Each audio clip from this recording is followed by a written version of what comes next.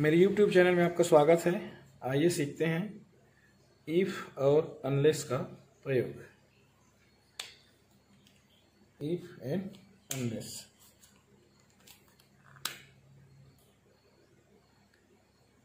If and unless generally एक do at directed में ये पूछा जाता है। तो देखिए ये करता क्या है। इसका काम है टू जॉइन टू सेंटेंसेस। इसी को हमको ध्यान में रखना है। क्या करता है, दो वाक्यों को जोड़ने का काम करता है। तो उदाहरण से समझते हैं। For example, you must finish the job. You must finish the job in time. Job in time. ये हुआ पहला सेंटेंस। दूसरा सेंटेंस है otherwise you will be sacked. Otherwise you will be sacked। तो अब जब हम इसमें इफ का इस्तेमाल करते हैं, प्रयोग करते हैं, तो ये सेंटेंस किस प्रकार से बनता है। यहां हम कर दें इफ का यूज। तो देखिए सेंटेंस कैसे बन जाता है। If you do not finish, if you do not finish the job in time, finish the job in time, comma, you will be sacked। You will be sacked। तो देखिए यहां पर क्या हुआ है, इसको हमको दिमाग में रखना है। ये इफ आने से यहां पर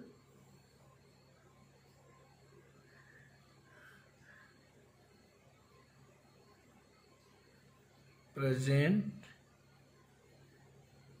इंडेफिनाइट और निगेटिव सेंटेंस।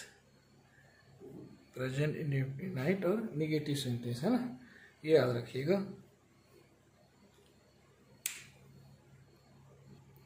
अब इसे अनलेस का यूज करके इसको समझने का प्रयास करते हैं।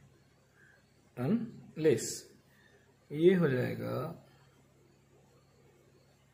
Unless you finish the job, you finish the job in time, in time, comma, you will be sacked, you will be sacked। अब देखिए यहाँ पर अनलेस यूज हुआ, उस समय यहाँ पर हमारा जो सेंटेंस है किसमें है, प्रेजेंट इंडेफिनाइट, लेकिन कैसा, पॉजिटिव सेंटेंस है।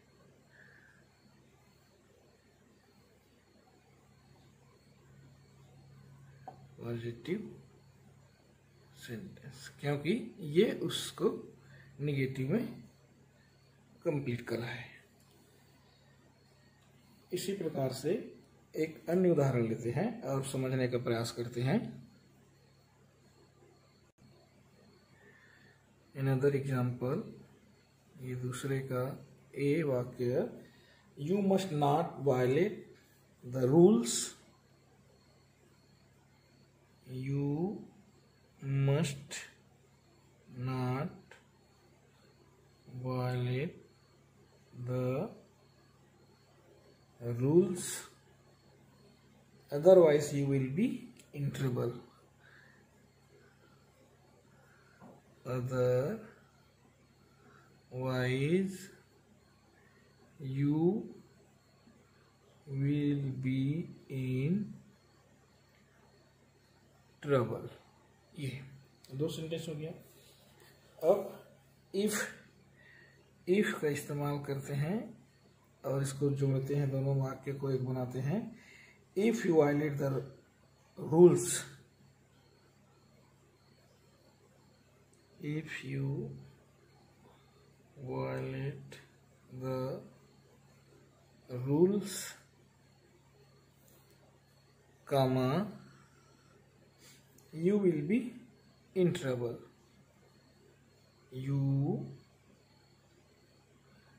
will be in trouble। देखिए यहाँ ध्यान देने लायक क्या है, पहले एग्जाम्पल में ये पॉजिटिव था और दूसरे में ये निगेटिव है, ठीक है, और यहाँ देखिए ये पॉजिटिव है। जस्ट अपोजिट दिमाग में याद में रखना है। इसी प्रकार से यहीं पे देख लेते हैं अनलेस का, unless you violate the rules, unless you violate the rules, comma, you will not be in trouble. You will not be in trouble. ये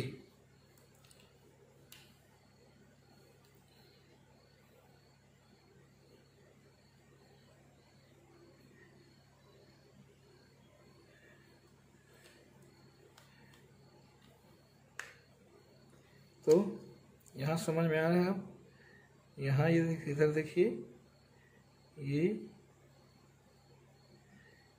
दूसरा सेंटेंस हमारा निगेटिव में तब्दील हो रहा है जब अनलेस का यूज कर रहे हैं, और ये दोनों प्रेजेंट इंडेफिनिट का पॉजिटिव सेंटेंस बन रहा है। और पहले में देखे थे तो क्या हुआ था, पहले में ये पॉजिटिव में था, उस स्थिति में क्या किए थे, इफ का प्रयोग किए थे तो निगेटिव इंडेफिनिट ही किए थे, और अनलेस का यूज किए थे तो पॉजिटिव किए थे, लेकिन उसके दूसरे पक्ष में कोई प्रभाव नहीं पड़ा था। तो ये इतनी ही बातों को आपको इफ और अनलेस के प्रयोग में याद रखना है, दिमाग में रखना है, समझना है। अब देखिए, सामान्यतः डू एज डायरेक्टेड में प्रश्न पूछा जाता है तो क्या प्रश्न हो सकता है, जैसे यहाँ पर एक उदाहरण से समझते हैं। An example, if you violate the rules, comma, you will be in trouble, और फिर ब्रैकेट में दे दिया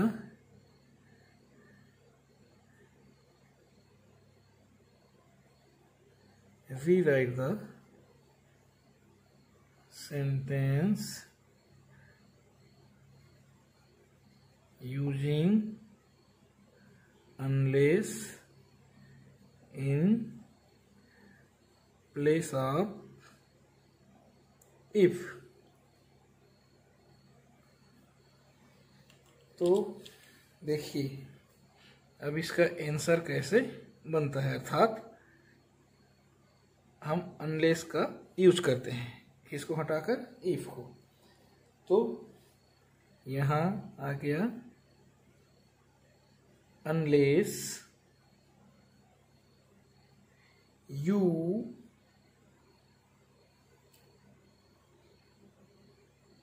violate the rules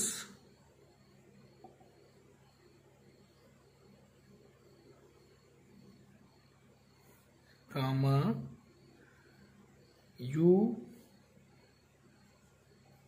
will not in trouble। ये क्या एड हो गया, ये नॉट एड हो गया जब इफ को हटाकर हमने अनलेस यूज किया था। तो 3 कंडीशन बनता है। अब अनलेस को अब यही इसको प्रश्न मान समझ लेते हैं और यहाँ पर वही ये है डू डायरेक्टेड है कि rewrite the sentence using if replace unless, ऐसा कर दिए। तो यही क्या हो जाएगा, if you violate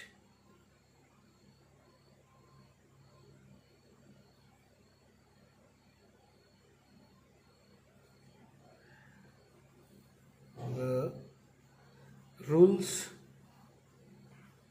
you will in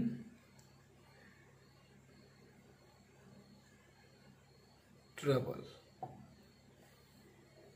तो इतना ही आपको इफ अनलेस के प्रयोग में आपको पूछा जाएगा। ये पूरा कक्षा 9वीं से पूरे कॉलेज तक ही आपका काम आएगा। तो बस आपको इसको समझना है, रटना नहीं है। तो और इससे जुड़े कोई बात आपके मन में होती है तो आप जरूर कमेंट बॉक्स में कमेंट करिए, अगली वीडियो में आपको आपका हल मिल जाएगा।